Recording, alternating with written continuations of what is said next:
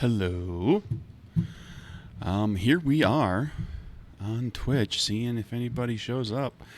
Gonna just give it a few minutes and see if anybody else kind of pops in here.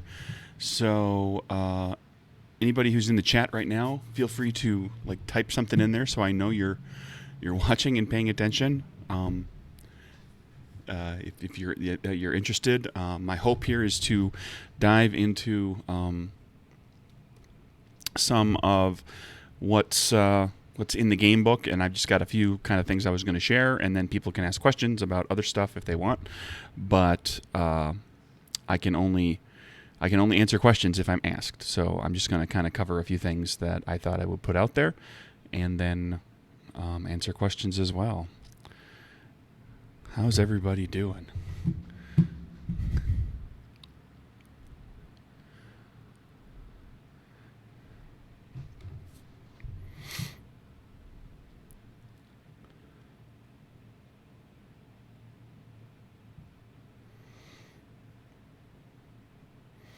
Going to give it a few minutes before I dive in further, just in case anybody else wants to show up.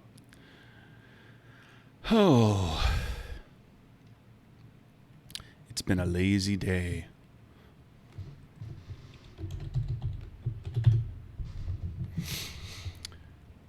Yeah, this gives you a little look at what my what the manuscript documents look like. When they start out, they're just like little bullet point kind of things, but then as we go along, I start to turn them into fairly nice documents with interesting fonts and things too, because these become the playtest documents during the development of the game, before we get the whole game into layout where we make it look really, really pretty. Anything that's in red is just a reminder to myself that I've got to double check something, or that there's probably incomplete information there.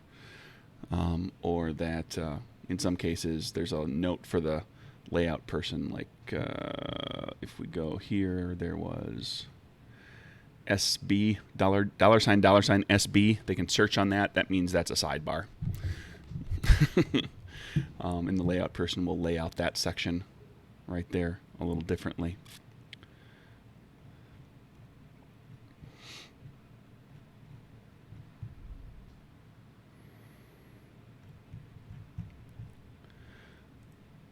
With this game, I had it broken up into 3 pieces so that I designed capers with everything in one document, and it became so unwieldy, and I don't know why I never broke it into pieces.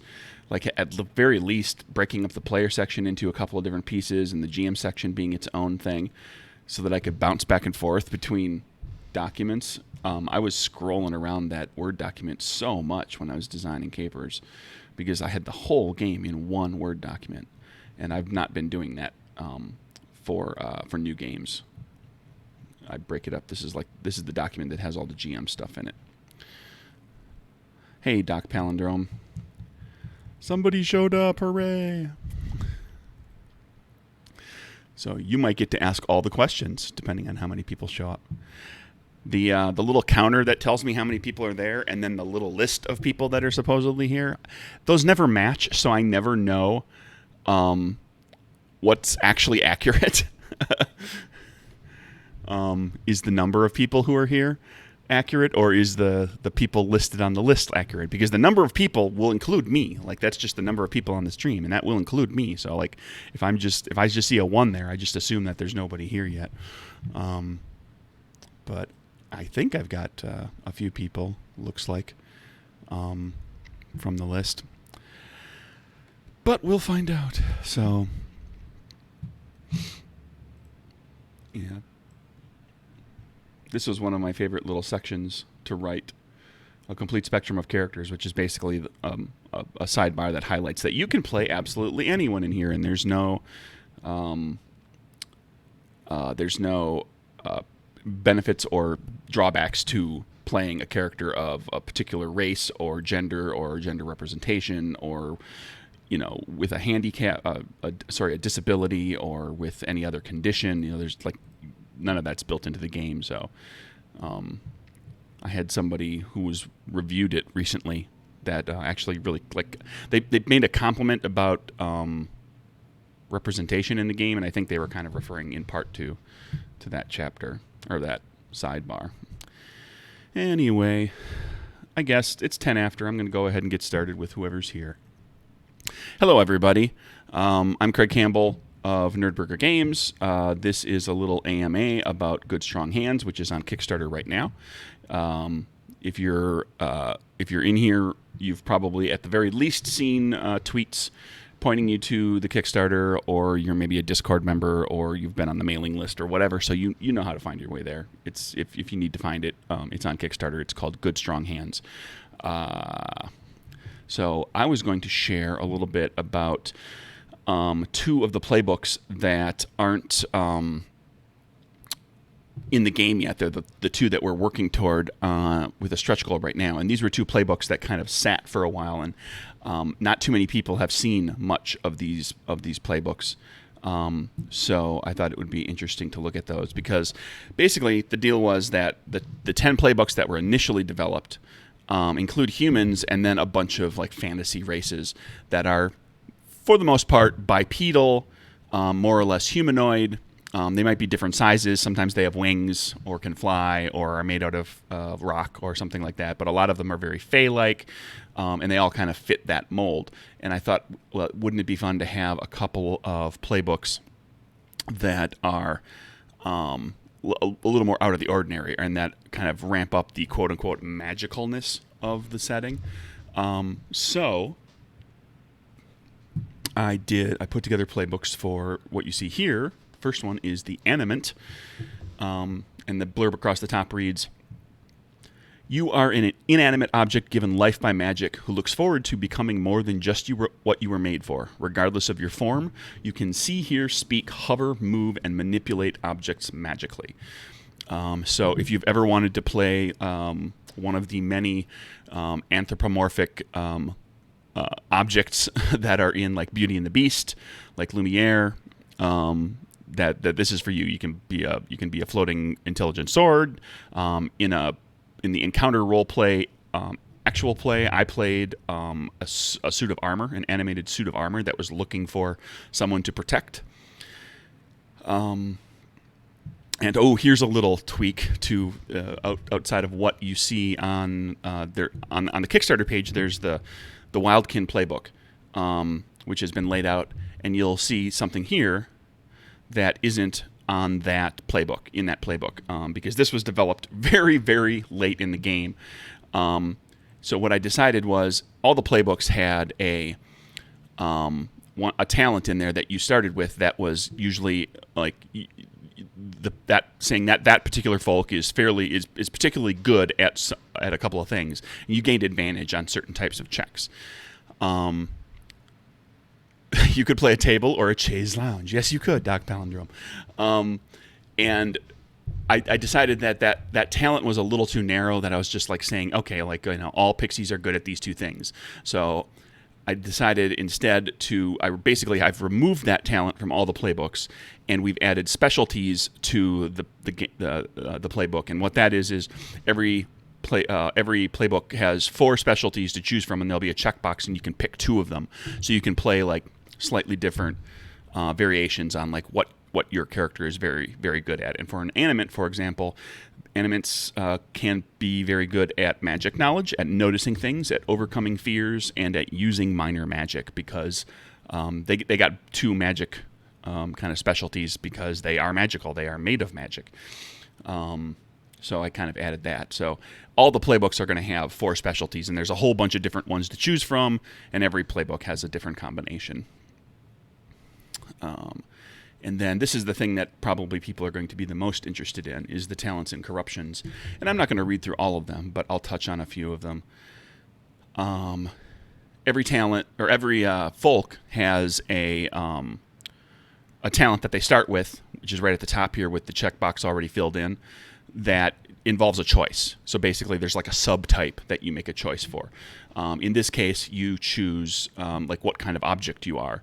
Are you armor or shield? Are you a weapon? Are you a household item? You can also play a clockwork being, so you could still be sort of like a bipedal being, but a clockwork one. And then you get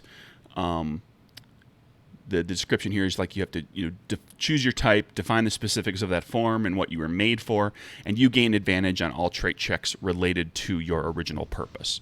So if you were playing, like I was playing a suit of armor in that actual play stream, I would have gained advantage on all checks to like help and protect people because I'm armor, so that's what I'm there for. Oh, other talents we've got are things like animate another, so you can animate other things like you. Forge the Self allows you to kind of change some of your capabilities. It costs a spirit to do it because it's kind of a powerful thing to be able to change inherent capabilities, but you can make yourself fly or see in darkness or burrow through the earth. But in the process, you have to like take away something of yourself. So you have to either choose to not be able to speak or hear during that period. So you could all of a sudden fly, but maybe you can't talk to anybody. And for the over the course of a scene. What else? There's made to aid, which is because you're an object. You're kind of your intended purpose was like to help people in some way. To you were made for something.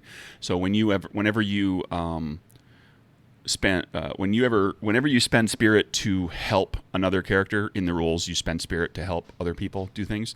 They always gain a boon on their check. So if they succeed, no matter whether they earned a boon or not, they gain a boon always. And this doesn't require your action, so you can do it very quickly.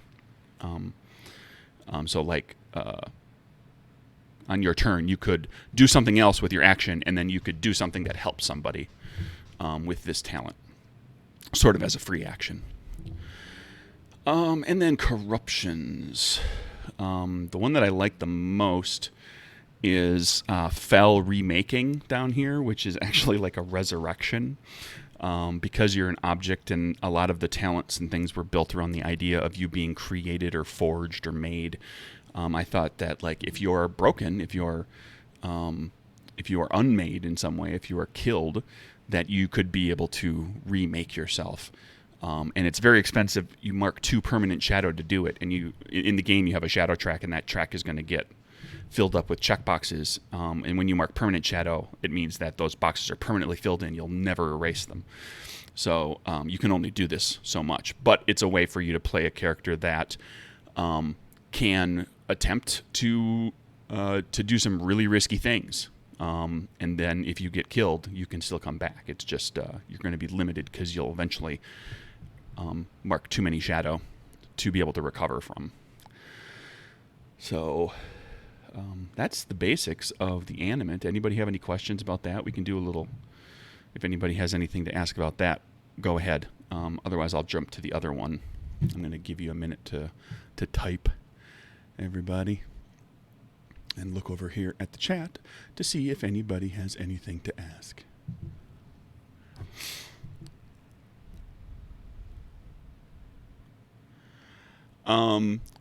So Doc Palindrome asks, so you inhabit another object maybe, or would you be using the materials to make a different object? My expectation for that is that you're basically remaking yourself as yourself. Like it's a resurrection, not a reincarnation. None of the other playbooks gets a chance to change their choice talent.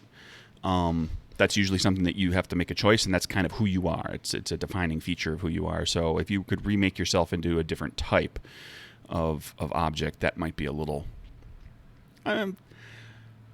honestly, if you wanted to house rule it, I wouldn't have a problem with it, but I just, for the sake of consistency between all of the playbooks, since normally you make that choice and that choice sticks.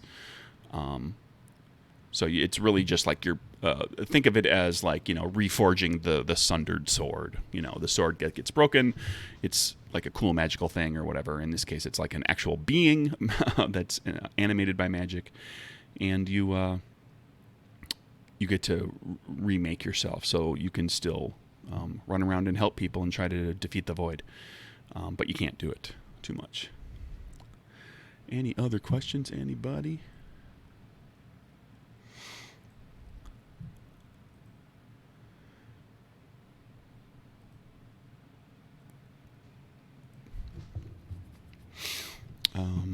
Well, if you have a question, feel free to ask it. I'm going to roll down. I can always come back to this too. If you have a question, I'm going to roll down to the Paragon, which is the other playbook that we are working into into the game right now with with a stretch goal.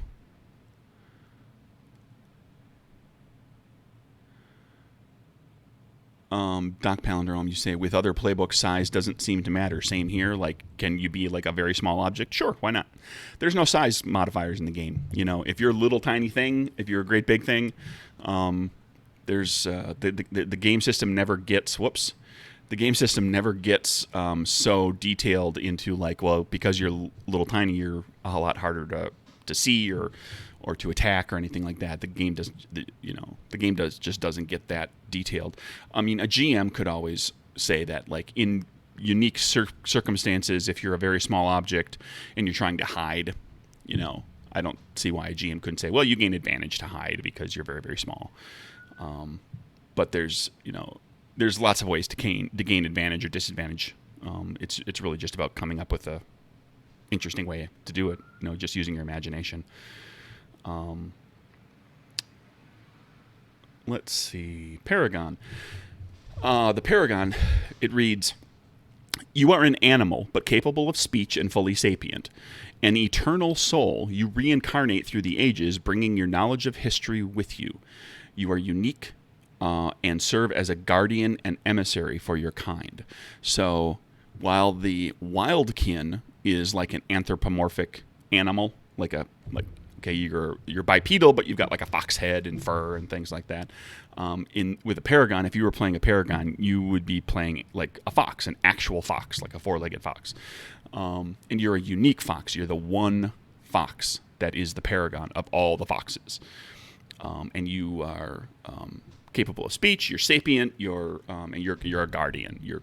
So the way I kind of imagine the Paragon as being is in line the Witch in the Wardrobe. If Aslan was like essentially just the king of the lions or the guardian of the lions rather than a Christ figure and, you know, having more to it like that, Aslan would essentially be a Paragon, like the idea. Now, admittedly, in those books, like animals in general talk, but imagine just one that can do that. That makes you like a special version of that animal, of that species.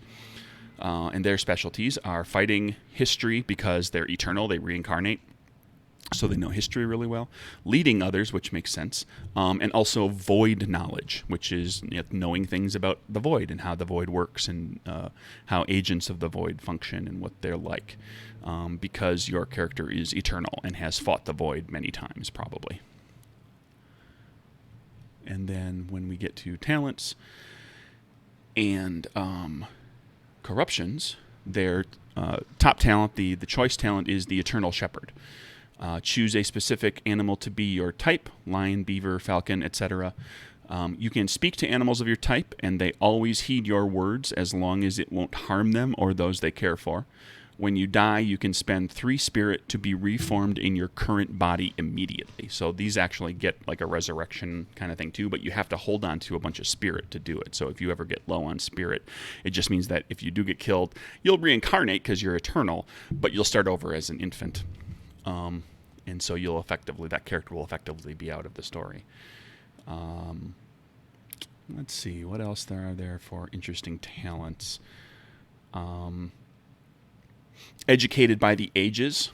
If you take that one, you're particularly good at just the kind of remembering how to do things because you've been around forever and you've done everything. So you can spend a spirit and attempt a failed trait check, right? Again, it's like you can actually just spend a spirit to just try something again, because you've been around for a long time and you've tried a lot of things and you've been successful many, many times. You just have to remember how you did it last time, 100 years ago.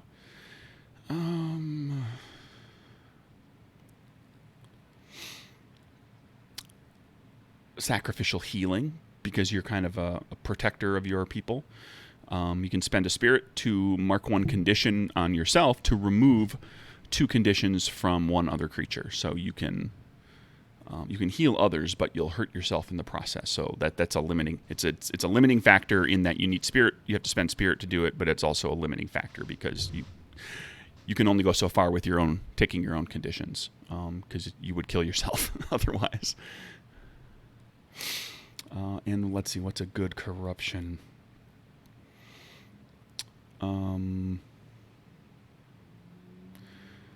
Blood Revel. You mark a shadow to use it, and you gain advantage to all body checks to fight. If you deal the killing blow to a creature, you remove one condition from yourself. So you can actually heal yourself as a paragon, but it requires a corruption to do it, because normally you are not someone who, I envision the paragon as being like, you're always kind of there to help others. So, you can do this healing thing with sacrificial healing up here, but you can't heal yourself unless you actually kill to do it. And in the game, if you kill a sapient creature, you mark a shadow. So there's actually a mechanic that discourages you killing intelligent beings. But you can if you wish to, and you can walk that line. But you have to be careful how often you do it. So that's basically the rundown of the Paragon. And those two are, I think we're going to probably get them into the book without too much difficulty. We're partway to that stretch goal right now. If you have any questions about them, those playbooks, or about anything else in the game, feel free to ask. We'll call this we're now in the Q&A. So go ahead and ask. Let's see. Doc Palindrome says, so this one seems to focus on leading others or just other animals. You're kind of like, it's both, really, because you're leading other animals because your role is as like the leader and guardian and emissary of your people. But when the void is there, everything's on the line. And so everybody is everybody who's fighting the void is now your family and your friends, and you need them and they need you. So there are things that help you to also lead them. Leadership as leading others as a specialty is literally just any other. It's just like you're good at leadership. It's like a bonus to a charisma check, basically. Would it be reasonable to have someone play a badger who was king of the forest or some such? Sure, that's a title. That's a what does king of the forest mean? That's something that you would define in the game, because in Good Strong Hands, all the players and the GM kind of work together to build the world. I don't define the idea of king of the forest. So you can decide what king of the forest means for your game. And if you decide that the king of the forest has all sorts of perks and advantages and all sorts of wonderful things that they can draw upon, then that's for your game, and that's fine. Other people might have a king of the forest, quote unquote, that is really just like, oh, it's an honorarium. It's like something that they call you because you're the paragon who lives in this forest and you're respected, and people really listen to you, so you're the king or the queen or whatever title they decide to give you. But as a group, you'll decide what that kind of is. Let's see, what else is there?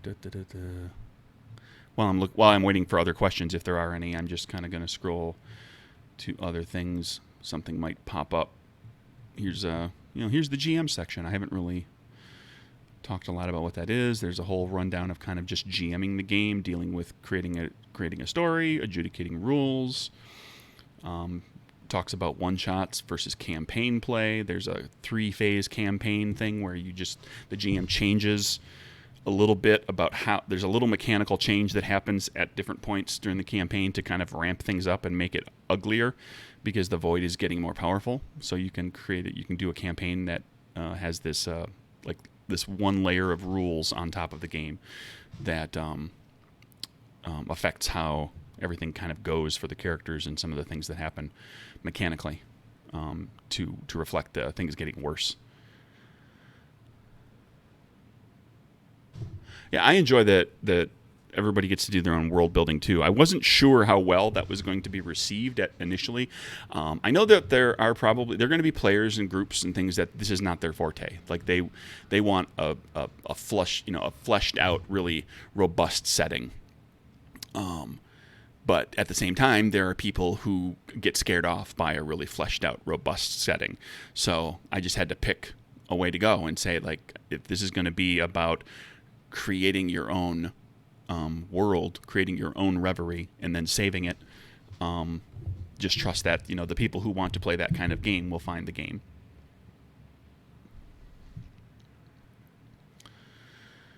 Oh, Doc Palindrome. Given the success of the Kickstarter, has there been any more thoughts on expanding the game? I don't have any specific plans for that right now. Because we're shooting for taking the book from being print on demand to being a print shop thing and getting a regular print run done. Print on demand, you can have your book can be damn near any length you want. Like, you have to work like with this kind of smaller book, you work in multiples of 6s. If you have a few, if you end up coming short of a multiple of 6 for your page count, you'll have a couple of blank pages at the end. But with a print run book, it's a little more like it's tied into pricing a lot more. And so I'm on my goal is multiples of 16. So adding to the book, if I want to get a decent per unit price and keep the printing of the units themselves reasonable, I need to add 16 more pages. If I do it in multiples of 8, it's okay. I don't get hit quite as hard, but it's still a little more pricey. Like, it's like literally, I've looked at 2 quotes and been like, here's a quote that's a multiple of 8, and here's another quote that's a multiple of 16. That's 8 more than this multiple of 8. So the only difference is 8 pages, and the multiple of 16 quote is cheaper because the way printing presses work and the way they print multiple pages on one sheet of paper, and then it all gets cut up by the machines and gets layered together. And as soon as you have a bunch of blank pages in there and you're going to have a weird page count, it means you either have a bunch of blank paper in the book, which nobody wants because that looks terrible. So they have to actually people go through and have to remove pages. Like, you have to actually, there's physical labor that somebody has to do. So the per unit cost goes up. It's welcome to get how the sausage is made, but I've been learning these things. So I'm keeping it on a multiple of 16. I don't expect to go. Right now it's looking like 144 pages, which is a multiple of 16. It's 9 times 16. So, which I think is for a game whose rule section is only 14 pages long, 144 pages is a lot of material for character stuff and a lot of GM help. So I think, the 144 page book will be hefty enough that it won't look too thin and weird as a 6x9 book. It'll be thick enough that it it feels like there's some substance to it. But I'm coming up with a whole bunch of new stuff kind of at this point. That's how Kickstarters take, a year plus to get fulfilled. And I have worked very hard to be, turn over Kickstarters in a relatively short period of time, which you do by having everything done beforehand and not getting lured by the success of a Kickstarter and adding a bunch of stuff to it. Because then you've got a whole bunch of more stuff to write, and it's got to go through editing. And, if it's rule stuff, it should go through play testing. So it could take even longer as you rewrite and tweak. So that's what I think it's going to be. Now, that said, the game lends itself to new folk and new GM tools and things that you could add to it. Like, you could do a supplement or a little PDF thing to kind of provide more content for the game. But the game book itself is pretty much locked down at this point. And then there's we get into a section that's talking about how the story schemes work. There's 2-page adventure outlines, a whole bunch of them in the game, and so there's a whole section here that talks about how you use all that information, and then it gets into some of that funky GM stuff, if an NPC has a corruption, how does that work? Because normally the corruptions are written such that you just decide to use the corruption, you spend the shadow, and the thing happens. But that's no good because you don't want to just impose things on your heroes. So there's a description of how like that's all about making the player makes reaction checks. The heroes of the story always have a way to avoid being affected by something nasty. And they do it by making checks to resist, because the GM doesn't roll any dice. So all the dice rolling is player facing. And a whole little rundown on magic items. The game is not filled with magic items. There's actually only the mention of like a few kind of real little things in here. But if you want to include a bunch of magic item kind of stuff, there's a couple pages here that kind of describe how to do that. And they become very narrative oriented kind of magic items. They're like you'll put a mechanical bonus of some sort to it, and then it's mostly like just like what's cool about the item. Like what makes a magic item cool is like where it came from and how it was made and who used to own it and all that sort of thing. And then it does this cool thing for you. I watched Rock and Rule the other day and thought about Good Strong Hands. What about different non-fantasy genres? I'm not sure what other genres this overall idea would fit into well. I'm sure there's some. You'd have to kind of find like, it's very fairy tale, and fairy tales are kind of fantasy. Fairy tales are very much fantasy's domain. Or fantasy is fairy tale's domain, one or the other. So I'm curious what suggestion you might have for genres that, like, certainly, I mean, you could flavor all this stuff as something other than magic. You could just kind of reskin it into a science fiction thing and have things be more about technology and like, okay, there's people living on this planet, and there's this horrible space entity that's coming, like a crystalline entity from Star Trek or Next Generation or something like that, and they have access to abilities to be able to ward it off and try to drive it off. So you could skin the whole thing into something else. I'm more interested personally in seeing what I can do with the system. I'm calling it the roll track system, because you're rolling dice and then you always mark on a track every time you roll. And I'm toying with ideas for other games that use that system but kind of modified slightly to do slightly different things. I've got an idea for like a small town horror game that would use a modified version of the system that I'm tinkering around with to see if it has any legs. Okay, that's what you were thinking, is like more like what you can do with the system. And you could reskin the game if you really want to tell the story of saving stuff from a space beast.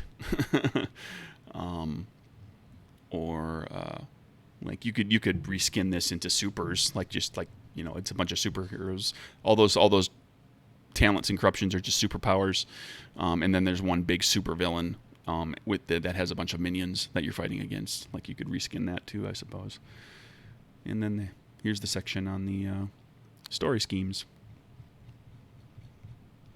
There's a few pages just to kind of describe how you use them, what each of the sections is, how it's all broken down, and then there's basically 2 pages that kind of gives you a little bit of background up here, and then tells you what the adventure's about, and then there's you can ask the players things to help build the story out. There's interesting locations, NPCs and monsters and so forth, and then there's a list of challenges that can be part of the story, and then each one always has like some bigger challenges, some like climactic challenges or ongoing challenges that are listed and given a little more depth. So like in this one, this is dealing with a storm. There's an ongoing challenge that is like literally dealing with the storm. The storm is going on all the time, so whenever you're in the storm, things happen. And then there's a climactic challenge that's about stopping the storm, and you have to dismantle this machine that is creating the storm. So that's basically what those are like. Or just play Capers if you want to play a Supers game. That's good too. I heard that game's pretty fun. Uses playing cards instead of dice. It's kind of neat. So that's kind of what's going on with all of this. Let's see. Here's the opening section, and then the rules. And, I said there's 14 pages of rules. That's like there's also graphic and artwork and whatnot that's in there, but it's a 6x9 book, so it really translates to being like 6 pages of 8.5 by 11. So, just to put it in perspective, like how much rules is there? Well, there's about 6 pieces of paper, and like one of the half of one of those is just examples of minor magic and how you can use it. There's a few things like that. There's some sidebars and things. So the rules are pretty slim. It's a pretty light system. And then there's like a half a page that's literally just, I'll go down to here. It's just a couple of examples of a combat challenge and a non-combat challenge to kind of just show how they play out, or how they might play out, and what kind of dice you're rolling and how you're hitting the tracks and what the GM might introduce as a complication, or what the player might decide is a boon if you rolled really well. That sort of thing. That just gives you an idea of how to do it. I opted to use just a few generic challenge examples rather than getting deep into doing an example of play, which is something that some games will do, where they'll have multiple pages kind of early in the book where it's like, here's the players and here's what their characters are, and it's a transcript of a session, like of the players talking to each other and describing what's going on with the game. I've done that. I did that once. I did that for Mergers and Acquisitions. I haven't done it for any of my games since then.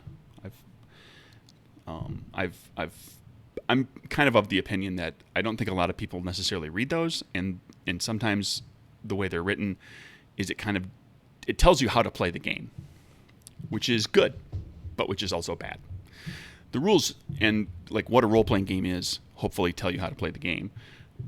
I'm just, I find myself being afraid that if I write up an example of play, that like people are going to feel like, oh, that's how I have to play it. Like how it's being described here, how they're doing it here. That's how I have to do it.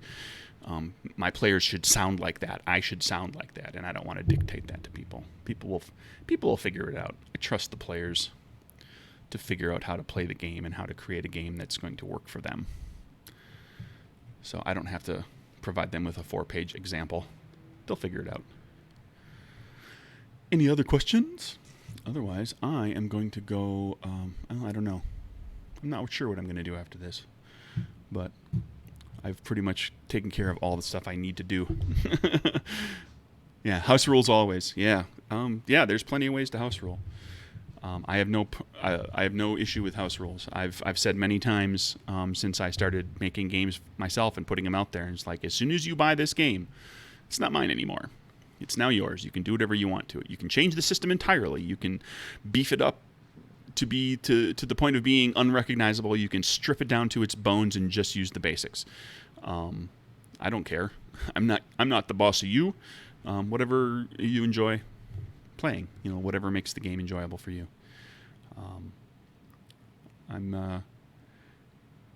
It has been stated by someone in the industry, and I don't want to misattribute the quote, so I don't remember who it is for sure. But basically saying that, game designers sell your imagination back to you. And to an extent that is true. Like, I can give you a bunch of guidelines and everything, and then you can go in there and overwrite a whole bunch of stuff. And you'll use your imagination, and you'll just kind of overwrite my stuff because you've played games. You know how these things work. I've just taken the time to sit down and spend a bunch of time and in some cases money and blood, sweat, and tears and worry and all that kind of stuff to make it into a game. Not everybody has that kind of time available. Not everybody really wants to do that sort of thing, but that doesn't mean you can't house rule the crap out of it and make it into what you want, because I trust the players. The players are plenty imaginative. You will find a way to make the text that I give you into what you want it to be and what will serve you and your group best. So I don't see any more questions, so I'll ask one more time and then we're going to wrap her up. Any more questions?